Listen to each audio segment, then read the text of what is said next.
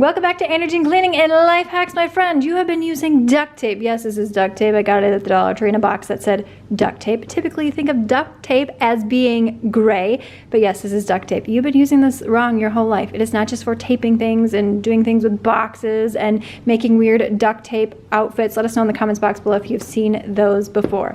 All right. Let's say that you have a jar that is stuck and you don't want to pull your bicep or whatever else is going on there. I mean, maybe not the mayo. This is generally pretty easy to get open, but these are the kind of jars that we often struggle with. Let me show you the trick. The best way I found to do this is to lay the duct tape over the top. You don't want it sticking to the glass because then you can't get the lid off when you're trying to pull. This is super sticky. You got your jar right here, and then you're going to use the tape to pull it open just like woo-wee!